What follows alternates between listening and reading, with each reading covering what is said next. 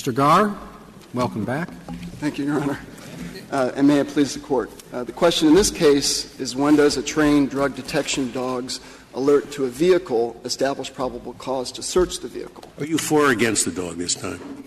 For it again, Your Honor. For it. The Florida Supreme Court answered that question by erecting what we think is an extraordinary set of evidentiary requirements. In effect, puts the dog on trial in any suppression hearing in which a defendant chooses to challenge the reliability of the dog. I think most fundamentally the problem with the Court of Appeals, the Supreme Court's decision, is that it misconceives what this Court's cases conceive of the probable cause requirement. Converting probable cause, which this Court has referred to as a substantial chance or fair probability of the detection of contraband or evidence of a crime, into what amounts to a continuously updated batting average and a requirement that dogs be virtually infallible. That goes to the field performance. But the other requirements that some showing that the test, that the training program is reputable, some showing that the handler, not only the dog, has had training. It seems to me that those two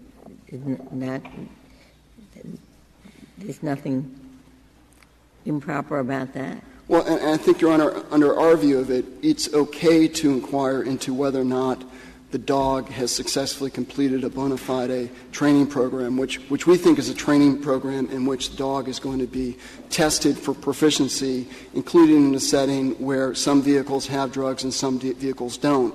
And although the dog in this case clearly was, he'd received a 120-hour training program with the police department of Apopka, Florida. He received a 40-hour refresher seminar by another police department in Dothan, Alabama. And he was subjected to continuous weekly training, in which part of that training consisted of taking him out, walking him by some vehicles that contained cars, some vehicles that didn't. And the testimony of Officer Wheatley was that all those performance was really good. And what he meant by that was that if there were 8 cars with drugs. Why didn't they get the dog recertified? By the time of this search, the certification had expired 16 months. It was a lapse, Your Honor. The dog subsequently was recertified. Our position is that the Fourth Amendment doesn't impose an annual certification requirement. Some states have it. Some states don't. I think more important in this case was the fact that the dog was continuously trained, continuously evaluated and trained. Well, what do you have to show to establish that the dog was well trained? Well, Your Honor, I think the most important thing is successful completion of proficiency testing. I mean, what our friends would like and what the Florida Supreme Court would like would really for the courts to delve into all aspects of the training, what types of distractors were used, what type of smell and printing was used. Well, if it were just that you have to show that the program was reputable.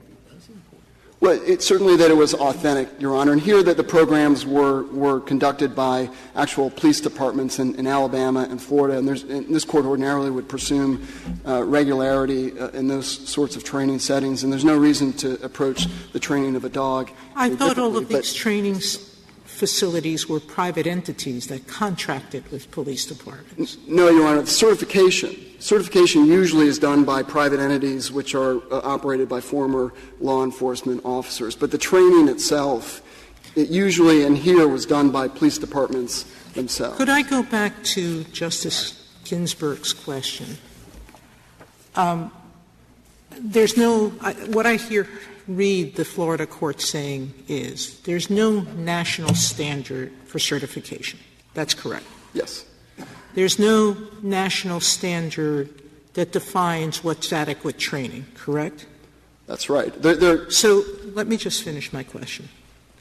So assuming there's no national standards, then how do you expect a judge, without asking questions about the content of the certification process, the content of the training process, and what the results were and how they were measured, how do you expect a judge to decide whether the certification and the training are sufficiently adequate?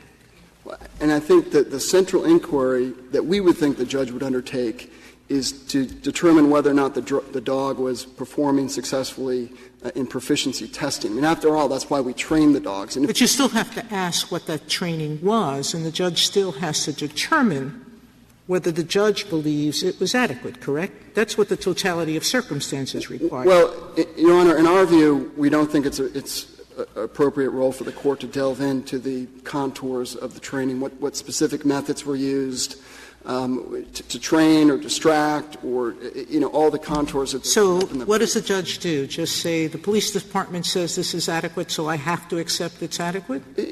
You would have to accept it, Your Honor, on its face. I think in a record like this, and I think this record is clearly sufficient, and ultimately that's what we're asking this court to hold. What you have in the record is evidence. Mr. Garr, I have no problem with this record.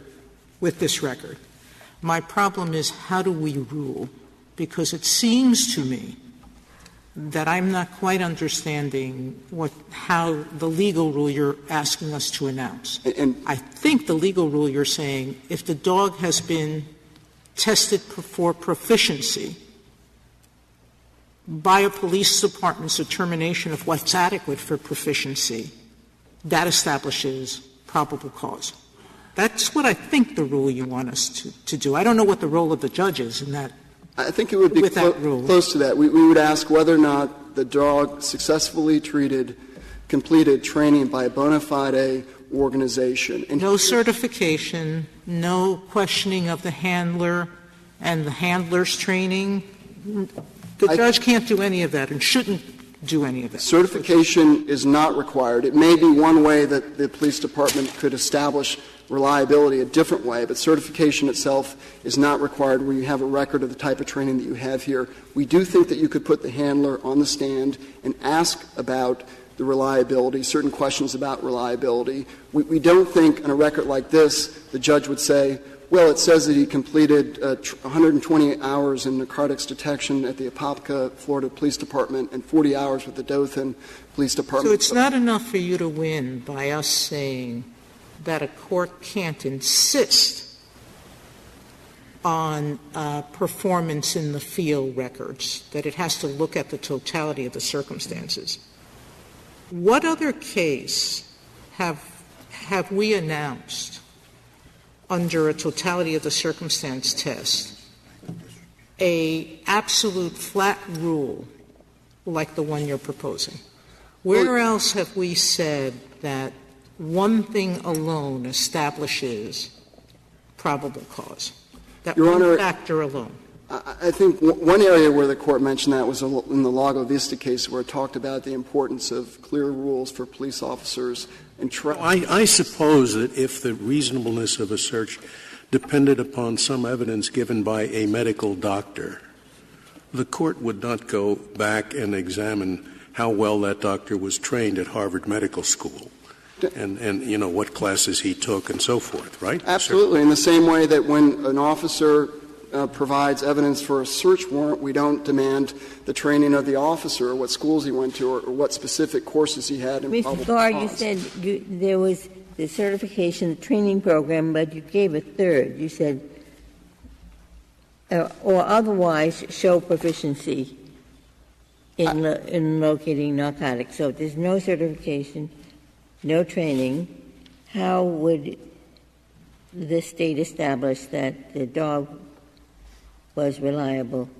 in detection? Your Honor, I think that would be the unusual case, and it probably would be captured by the other factors, but what we meant by including that is that there's no limit on the types of evidence that the police could submit to show reliability. If you didn't have certification or a formal training program, the fact that there was evidence that a dog like Aldo successfully performed in weekly training over the course of a year and the police submitted the records like the records in the joint appendix in this case at pages 106 to 116, that might be another way of establishing reliability. But the central way would be showing that the dog successfully completed training or that the dog was certified. I think you agreed that the handler, too.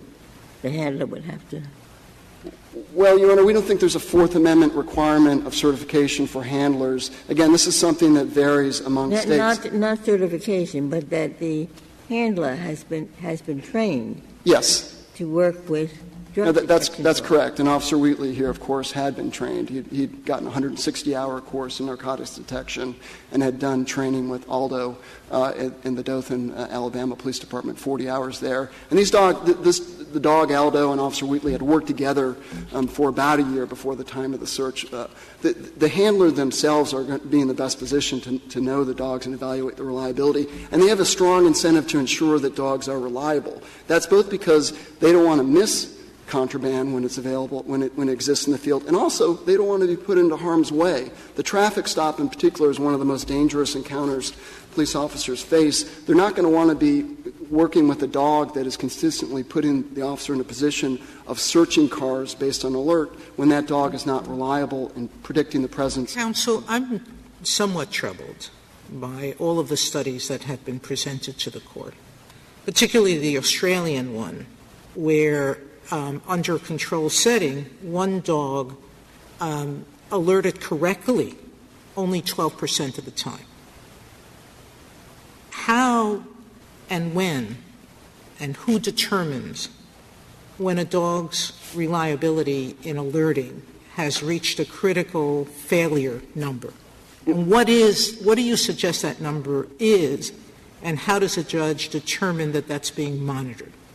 We don't think the Fourth Amendment puts a number on it. This Court has rejected a numerical conception of probable cause. But with respect Well, to I'm deeply troubled by a dog that alerts only 12% of the time.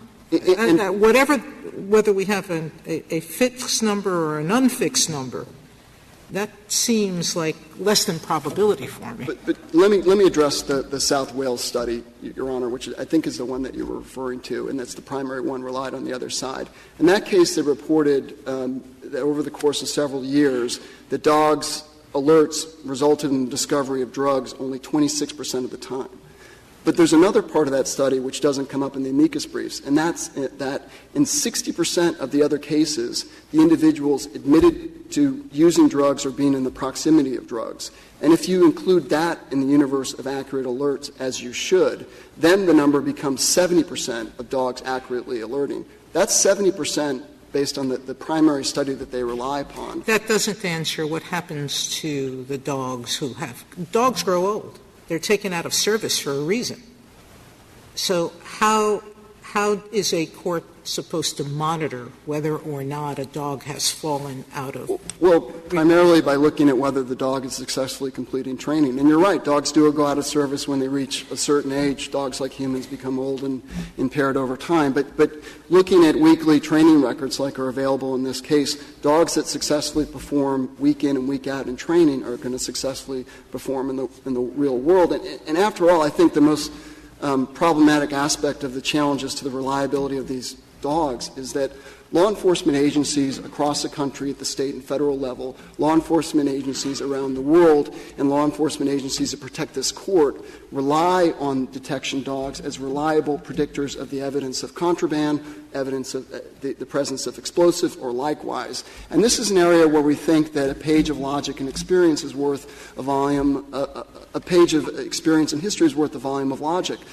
These dogs have been used and are being used in many settings across the country and across the world today, and the reason they're being used is because the people who work with them know that they're reliable and know by experience that they're reliable. And that's one of the central problems we have with the argument on the other side, is that ultimately this court should distrust the reliability of the dogs. And again, Mr. Cook, could I understand, though, your argument? Because suppose in a case the government comes in, says this dog has been through training, and the handler has been through training. And this is a case in which this is never going to come up when the dog actually alerts to narcotics. It's not worth anybody's time at that point. It's only going to come up in a case like this, where a dog alerts to narcotics, there are no narcotics, but something else is found, and so the person ends up being criminally prosecuted. So it's, a small universe of cases. So the government comes in and says the dog's been trained. Can the criminal defendant at that point call the handler, say, how has the dog been trained? What are the methods that the dog was used, and how did the dog do in training? Can the defendant do that? Your Honor, I think that the defendant can call the handler, and can't ask those sorts of questions. I think the court would cut it off if you got into questions like, well, did they use the play reward or the scent imprinting method in training? Well, what specifics? Because I think that delves too far. But you can ask questions details. like, how did the court do in training? Yes, and that was done here. And how about if there were some articles that said, that there was a certain kind of method that, for example, led to a lot of subconscious cueing by the handler? Could the criminal defendant say, did you use that method that leads to these problematic results? I don't think so, Your Honor. First of all, cueing is not part of this case because they haven't argued that the dog was cued. The argument is the dog was just sort of inherently reliable. I'm using cueing not in terms of any intentionality, but one thing that I learned in reading all of this was that one difficulty here is that dogs respond to subconscious cues and that there are different ways of training that make that less or more of a problem. And in our position is that you can inquire into cueing during this hearing, that the defendants can argue that the dog was cued. And in the course of that argument, you might be able to get into those sorts of things. That's different than the challenge that was made here. There wasn't a cueing challenge made in this case. I would like to just go back to one of the premises of your question, which is that the dog in this case didn't accurately alert. The dog in this case accurately alerted to the odor yes, I didn't of mean illegal that to narcotics. Say that. I just meant to say that there were no drugs found. Right.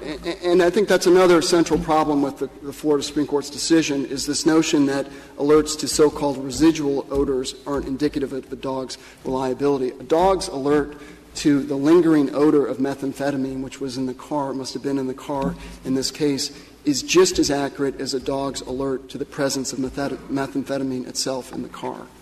If I could reserve the remainder of my time for rebuttal. Thank you, counsel. Thank you.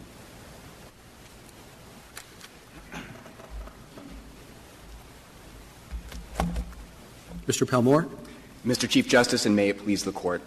This court has long recognized the ability of trained dogs to reliably detect target odors, and such dogs every day perform critical life and death, homeland security, and law enforcement. Two separate questions for you, tying the earlier case a little bit to this one. I'm assuming that your position is, and you'll tell me what the legal standard is, that a well-trained dog, if he alerts, if walks by a row of apartments or row of houses and alerts to drugs, that simple alert is probable cause for the police to get a search warrant? Yes, we believe that an alert by a trained dog is sufficient to establish probable cause. So that without any other information about, unlike the earlier case or this one where the police officer saw the individual being nervous, et cetera, that all it takes is a dog alert, despite the fact that there is no study that says that dogs reliably alert 100% of the time. 100% of the time is, of course, not required for probable cause. I understand. It's a fair probability standard, and certainty is not required. And I think that was the principal and fundamental flaw of the Florida Supreme Court. It demanded infallibility where infallibility is not required.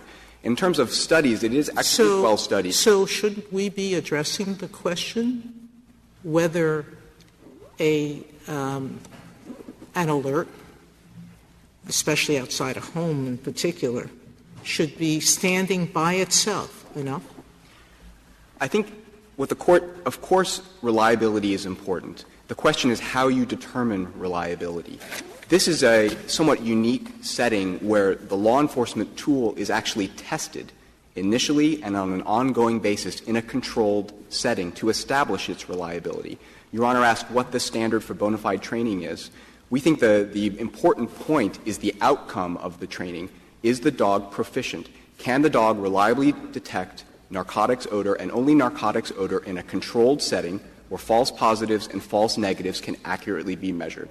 That record is established here. Well, only because the officer said that he satisfactorily performed. Well, and what the Florida court said, but we don't know what that means. Well, I think we do know what it means, Your Honor. There are two different showings that are made here. There's a formal training and formal certification, both for the dog and the handler separately, and then a separate training, formal training together. But then, just as important, you have ongoing but less formal proficiency exercises conducted by the handler in which the dog, in a controlled setting where errors could reliably be identified, performed quite strongly. including 2 days before the arrest here. So that's JA 113. On June 22nd, the dog performed perfectly in a controlled setting. And there are records in this case going back several months before the arrest and several months after the arrest showing that this dog passed the test. This dog was reliable. And you agree that that's an appropriate area of inquiry? We think it is. The judge presented with, here's Aldo, he went to this school, he was certified. The judge can say, well, when was he last tested, right? When did he last go through some?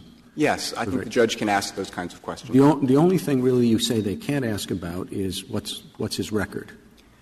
Well, there's a question. There are a couple sub-issues here. The principal vice of the Florida Supreme Court was in imposing an unprecedented and inflexible set of evidentiary obligations that are part of the government's affirmative case that the government has to always introduce any time it seeks to establish probable cause based on a dog alert. We think that's fundamentally misplaced for a variety of reasons. The question of what are fair game questions for a defendant to ask once the handler's on the stand is a different question. And judges do this thousands of times in thousands of cases. They ask, was the tip reliable? There are any number of permutations. It's a question of whether or not the trial judge made a correct determination in determining that there was or was not sufficient cause for the police to proceed. It just happens every day. I think that's right, Your Honor, but I think the critical aspect of reliability in this context is the dog's performance in a controlled setting. Mr. Palmore, you criticized the Florida Supreme Court for requiring evidence of field performance.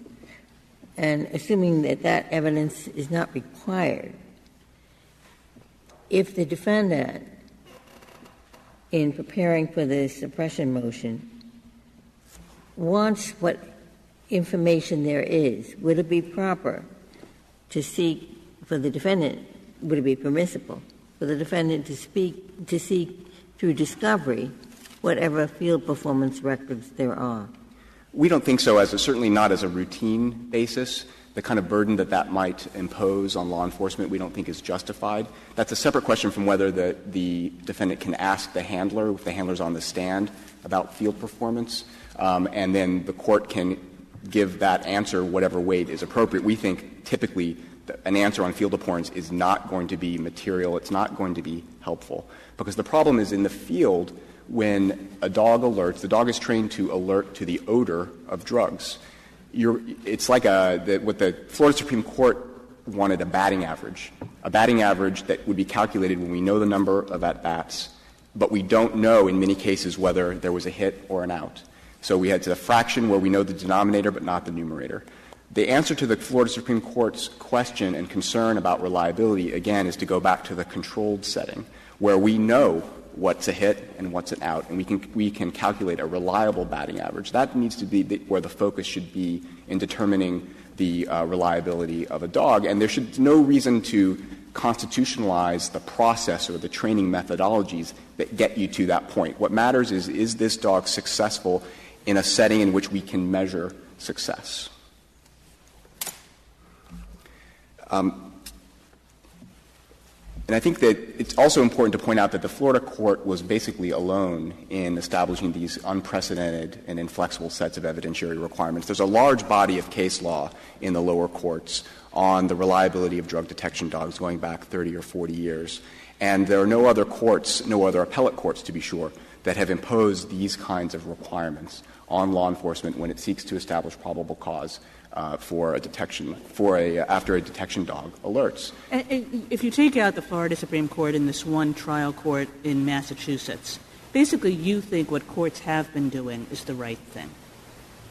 In general, there's some diversity across the courts, but I think that if you look at the Judge Gorsuch's opinion in the Ludwig case from the Tenth Circuit or the Jones case from the Virginia Supreme Court, you see approaches that are basically sound, where courts have confidence that if law enforcement comes in and says this dog is trained and has demonstrated proficiency in a training setting, that dog is generally reliable. And I think as Mr. But where at the same time they'll allow a defendant to question the handler about that training, about how the dog has performed in that training. Is that right? Yes, those questions can be asked. But I think it's critical, as Mr. Garr pointed out, that the courts not constitutionalize dog training methodologies or hold mini trials with expert witnesses on what makes for a successful dog training program. Because as Mr. Garr said, the government has critical interests, life and death interests, that it stakes on the reliability of these dogs. So the U.S. Marshals use dogs to protect federal judges. The Federal Protective Services use dogs to keep bombs out of federal buildings. The TSA uses dogs to keep bombs off of airplanes. FEMA uses dogs to find survivors after hurricanes. There are 32 canine teams in the field right now in New York and New Jersey looking for survivors of Hurricane Sandy. So in situation after situation, the government has, in a sense, put its money where its mouth is, and it believes at an institutional level that these dogs are quite reliable. And I think the courts — I'm not sure it's relevant, but do dogs does their ability is it even across the board? In other words, if you have a dog that's trained and good at sniffing out heroin, the same dog is going to be good at detecting a bomb, or is there some difference? No, well, I think any dog could be trained in either discipline. And if you look at the Scientific Working Group on Detection Dog report that we cite in our brief, the report explains that the same general methodologies and the same general approach is used to train each kinds of dogs, but typically a drug detection dog will not be cross-trained on explosives. But so you don't know whether they're — in other words, are dogs good at sniffing things, or can they be good at bombs but not good at meth? Well, I don't know the specific answer to that. I think once a dog kind of chooses a major, that's what they stick with. But I think even the important point is that you don't want coon dogs chasing squirrels. Certainly. Right. But I think the important point is these dogs have to pass proficiency in an initial training program, and then they, as is shown in the record here in great detail, they show proficiency on an ongoing basis, including in this case 2 days before the arrest. Thank you, Your Honor. Thank you, counsel.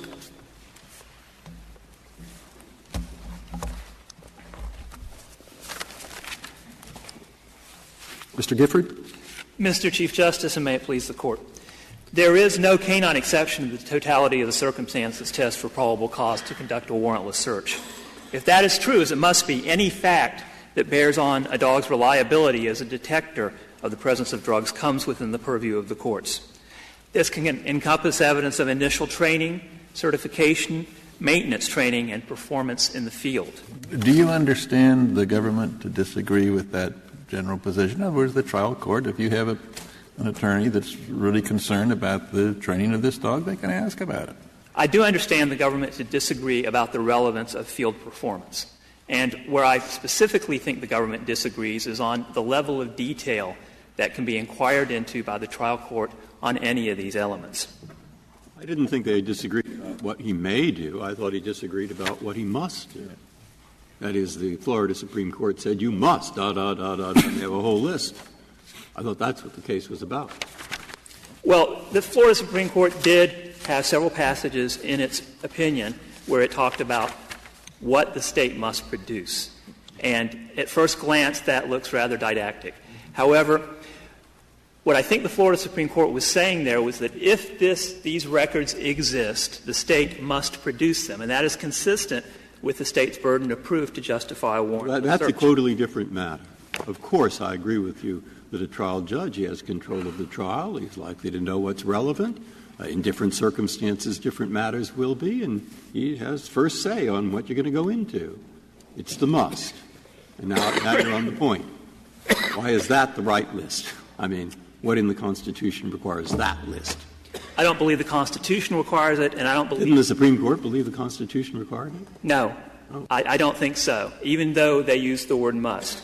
I think that the must concerns performance records and training records that exist. Farther down in the opinion, the Court says reasons why the state should keep and present. So if the state doesn't keep any performance records, then there will be no field performance to show, but that doesn't mean the state loses. Is that what you're saying? The state doesn't keep performance records. The Florida Supreme Court seemed to say field performance records are required.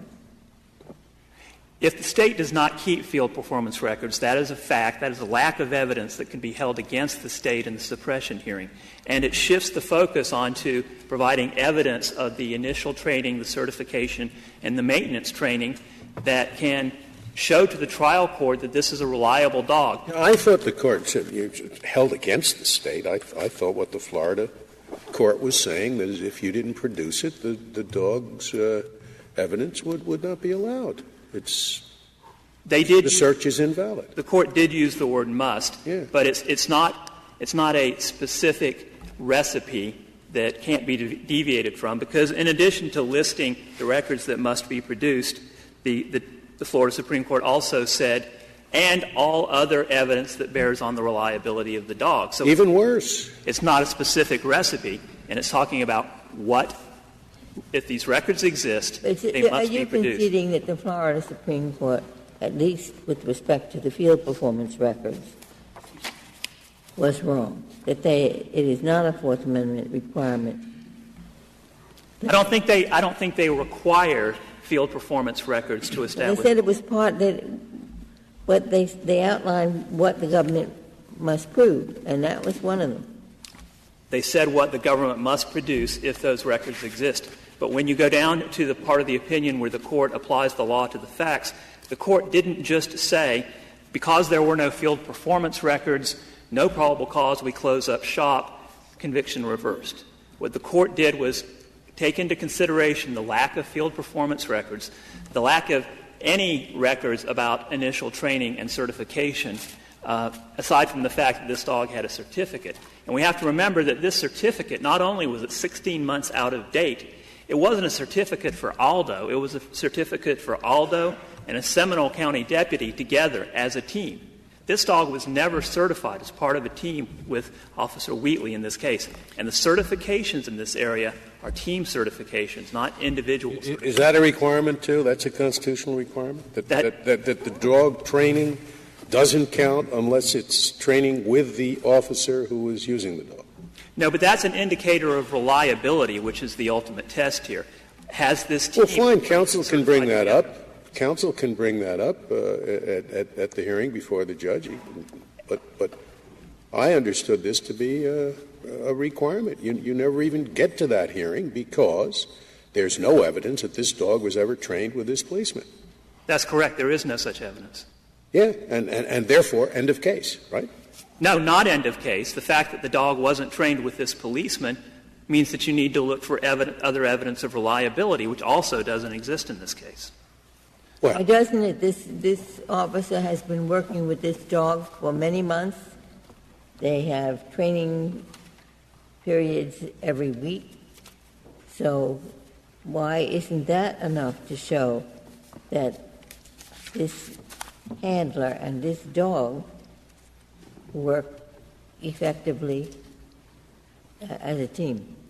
Well, first, this weekly training is maintenance training. It's to maintain the dog at a level of proficiency that has previously been established. That level of proficiency hadn't been established with this team of Wheatley and Aldo. The level of proficiency that had been established was with Wheatley and with another Seminole County deputy. What are the incentives here? Why would a police department want to use an incompetent dog? Is that any more likely than that a medical school would want to certify an incompetent doctor? What incentive is there for a police department? The incentive is to acquire probable cause to search when it wouldn't otherwise be available. Oh, and that's a good thing. Is that a good thing? I mean, you acquire probable cause, you go in, and there's nothing there. You've wasted the time of your police officers. You've wasted a lot of time. And you've invaded the privacy of an individual motorist who is innocent. Maybe the police department doesn't care about that, but it certainly cares about wasting the time of its police officers in fruitless searches. The incentive of the officer to be able to conduct a search when he doesn't otherwise have probable cause is a powerful incentive. As the Court has said, ferreting out crime is a competitive enterprise. And also, these... Willy-nilly. These officers just like to search. They don't particularly want to search where they're likely to find something. They just like to search. So let's get dogs that, smell drugs when there are no drugs. You really think that's what's going on here? officers like to search so that they can get probable cause, so that they can advance their career. Forfeiture is also an issue in this. They like to search where they're likely to find something. And that only exists when the dog is well trained. It seems to me they have every incentive to train the dog well. But the question goes back to the dog's reliability, what the officer knows objectively, and what that officer can demonstrate on the stand to the trial court to determine by the totality of the circumstances that that dog is well trained. I'm getting back to — I'm confused about the difference between must and is required. What if the judge has before him or her a record, this is where the dog went to school, and it's a bona fide school. This is where the dog was certified. He's trained every couple of weeks or whatever it is. And the judge says, do you have any field records? And the officer says no. And the judge says, well, then no probable cause. That's reversible error, right? It is reversible error if we know what went into the training and certification. Was that training and certification sufficient to prove the dog was reliable? Did it include the use of blanks? And you have, I guess, experts testify about what constitutes a good training program? No, not necessarily experts, but simply the officer who participated with the dog can testify as to what he and the dog went through to obtain the training certificate and the certification. Oh, I assure you that if we agree with you, there will be a whole body of experts that will spring into being about dog training. I assure you that that'll be the case. Those experts already exist. They are prevalent in the case law already. Understood the Florida Supreme Court counselor to say that the deficit in the training records here was because there was no evidence of false positives, that the reports didn't say, the training reports didn't say if the dog was alerting falsely. Assume that the record, as your adversary claims, shows the opposite, that a satisfactory completion means that the dog detected drugs where they were. Why wouldn't the training records here be adequate in that circumstance? That would be one of several showings that would make the training records adequate. Also, you would want to know whether there were distractors used in the field. However, I don't believe that the record supports, except, and this is arguable, the parties dispute this, for the maintenance training. All the State had for the initial training with Deputy Morris, not with Deputy Whitley, was a certificate. One certificate that said this dog was trained by the Apopka Police Department for 120 hours with Deputy Morris. Another certificate saying that this dog was certified by drug beat narcotics certifications, again with Deputy Morris, for 1 year. I guess what I'm asking you is, as a matter of law, you want us to hold that training records are inadequate unless what? Unless you're going to specify now a list of things they have to include? No. This Court in a number of circumstances has provided examples that can guide a court in probable cause determinations. In Illinois v. Gates, under the old Aguilar-Spinelli test, the Court has specified where evidence on one prong can be so strong that it substitutes for evidence on another prong. In Ornelas, the Court pointed to local knowledge that can be relied upon, such as the winter climate in Milwaukee. But counsel, you're defending a Florida Supreme Court opinion which says must. You can't just say, I'm not asserting any particular thing is necessary, just, totality of the circumstance. You have an opinion here in which the Florida Supreme Court says must. It must include the field training. Now, do you disavow that, or you want us to ignore it? What? That is not the holding on which I'm relying here. The holding on which I'm relying is that training and certification alone, the mere fact of training and certification alone, is not sufficient to establish the dog's reliability. And as to the language about must, remember the Florida Supreme Court didn't just say that the failure to produce one of these elements necessitated reversal. It then went and engaged in a totality of the circumstances test. And several lower courts applying that case, applying Harris, have reached the same conclusion. In two of those cases, If this is absent in the totality of the circumstances, and you nonetheless hold that there was probable cause, then must does not mean must, right? Must means must. If the State has the records, if the records exist, then the State must produce them. That's not what the Florida Supreme Court said. It listed, along with training, the provision of records of field performance.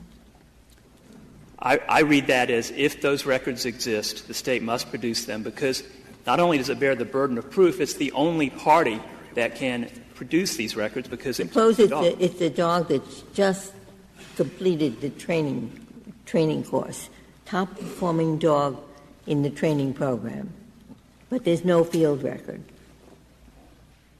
If the training is sufficient, if it has those elements that demonstrate that the dog is reliable, those are the circumstances. You have the totality of the circumstances there, and those circumstances don't include any field performance. And yes, under that circumstance, a trial court can find the dog to be reliable. Well, what is wrong with the State's argument that field performance records are not very probative because dogs detect odors? They don't detect the physical presence of the substance that created the odor, and therefore so-called false alerts, cases in which a search was performed and no contraband was found, are not really cases of false alerts. What's wrong with that? Well, you don't know whether they're cases of false alerts or not, because the State will always point to the possibility of residual odor as a reason. And we know from the studies that have been cited in the briefs that there are other reasons that dogs alert when that alert cannot be verified. Handler cueing is identified as the chief one, and simply dogs make mistakes. Dogs err. Dogs get excited and will alert to things like tennis balls in trunks or animals, that sort of thing. That may all be true, but then what can one infer from the fact that a dog alerted a number of times when no contraband was found?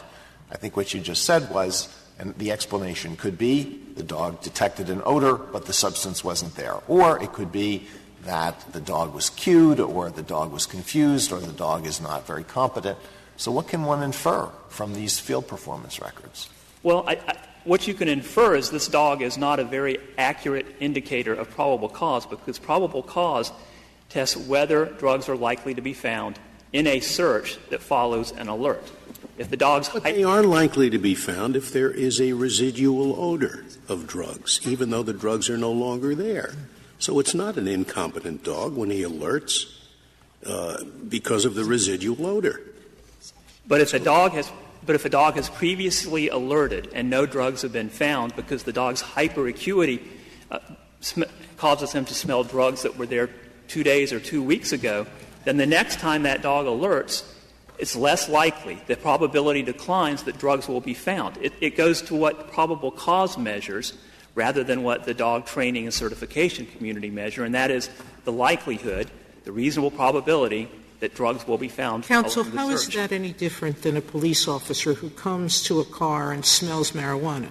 He's never going to know whether there's any more in the car or not. It could have been smoked up an hour before. I don't know how long marijuana lingers for, but I'm not sure why residual odor affects the reliability of the dog, which was Justice Scalia's point. It's no different than an officer who smells something. He doesn't actually know whether it's physically still present or not, but we're talking about probabilities. That's correct. And the difference is that the police officer can describe what he has smelled and can say, I smelled marijuana. All the dog tells the police officer is, I smelled something I was trained to detect, perhaps, if I'm operating correctly. But getting to this issue of residual odor, our position is that an alert where no drugs are found means that the dog, that it detracts from probable cause in that instance. But that's not the only rule available to the court. Residual odor, whether an alert was to residual odor and is therefore correct and accurate, is something that can be litigated. In one of the lower courts that decided the case after the Florida Supreme Court, the court looked at the field performance records, and it found several of them well supported on the issue of whether the alert was probably to the odor of drugs. Several it didn't find. So that is an issue that can be litigated. Another possibility is... Well, excuse me, when nothing is found, how can you tell whether the dog alerted to a residual odor or simply made a mistake? Now, there may be cases where there's other evidence that suggests that drugs were present in that location, and therefore that is something from which you could infer that the dog was alerting to residual odor. But the fact that you don't have evidence of that doesn't mean that there wasn't residual odor. No, it doesn't mean that there wasn't residual odor. But again, you go back to what probable cause measures, I believe. And the Florida Supreme Court didn't demand evidence of residual odor. What it did is it said that if field performance records exist, then the state can explain unverified alerts in the field as residual odor, and then a court can then evaluate that. What's the magic number? What percentage of accurate alerts or inaccurate is enough for probable cause? Well, this Court has always hesitated to assign percentages to probable cause, but in the lower courts, once you get below 50%, probable cause is much less likely to be found, assuming that there's no other corroborative evidence, no other reasonable suspicion factors.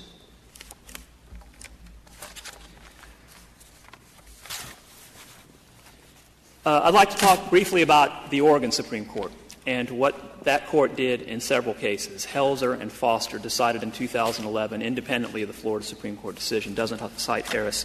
In Foster, the Oregon Supreme Court had a dog that trained initially with the same handler, unlike here, where the evidence was very strong as to the features of the training and certification program, and where that dog had, I believe, a 66% field performance record. Now, the court in Foster said that the dog's reliability can be established by training, certification, and performance in the field. The court added that it didn't think that performance in the field was the most reliable measure, but it's relevant, and the court considered that 66% percentage. But then, on the same day in Helzer, there was a dog that trained initially with a different handler. That the handler ultimately testified to very few details of the ongoing training and the certification. In Foster, the certification was with an organization that required a 90% success rate. In Helzer, there was no such testimony.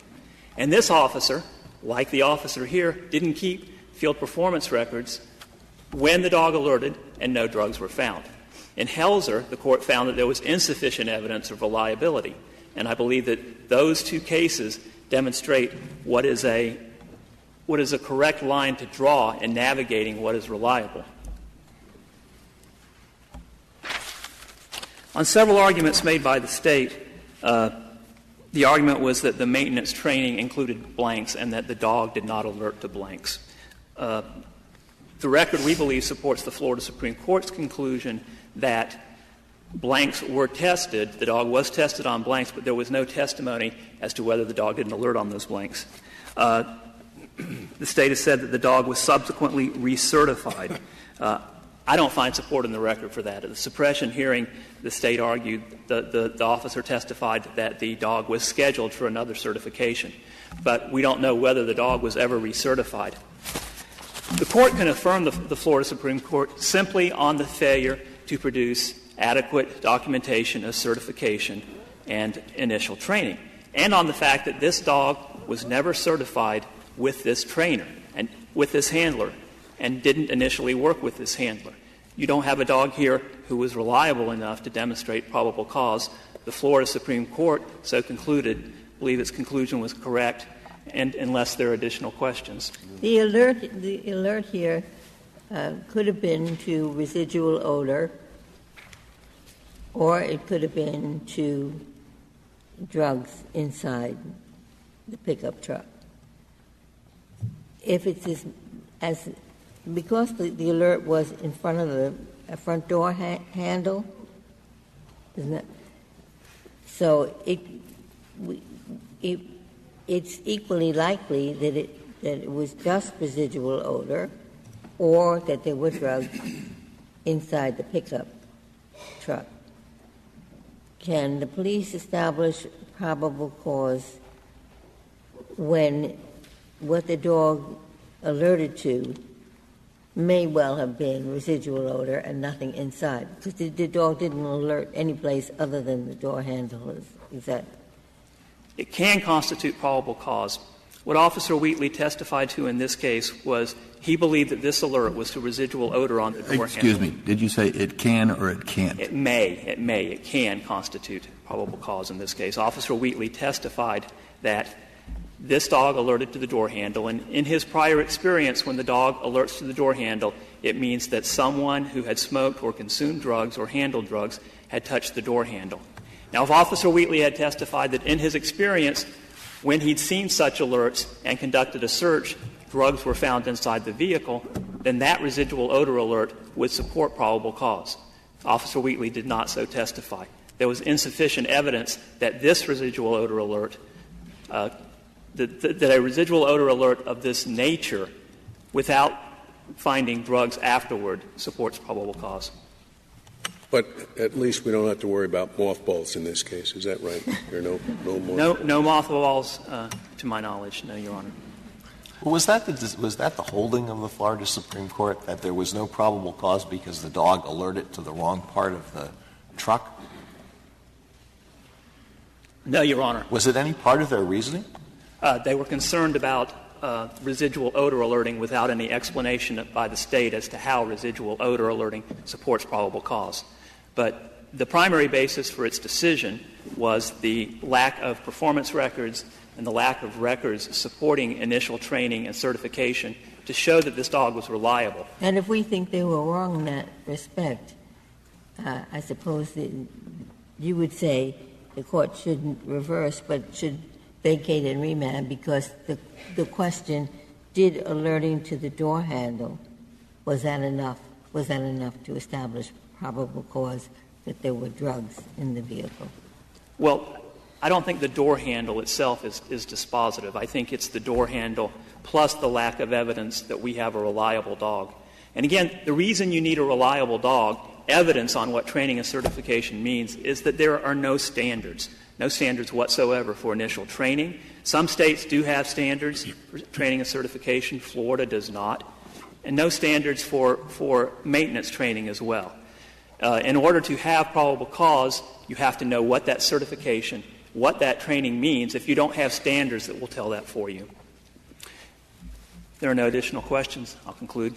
Thank you, counsel. Mr. Garr, you have 3 minutes. Thank you, Your Honor. First, probable cause under this Court's precedents looks not only to the likelihood that contraband would be present, but the likelihood that there would be evidence of a crime. And that would include the so-called residual odor, evidence that drug paraphernalia, someone had recently smoked illegal narcotics in the vehicle, or the like. So the alert to the so-called residual odor of drugs is just as probative to the question of probable cause as an alert to drugs themselves. The fact that Aldo alerted to the door handle area of the car doesn't negate in any way the probable cause that Officer Wheatley had to search.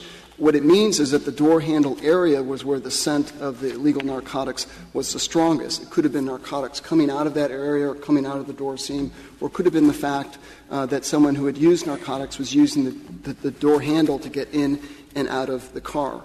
Second, courts can determine reliability in this context. They would look to the performance in the controlled training environment.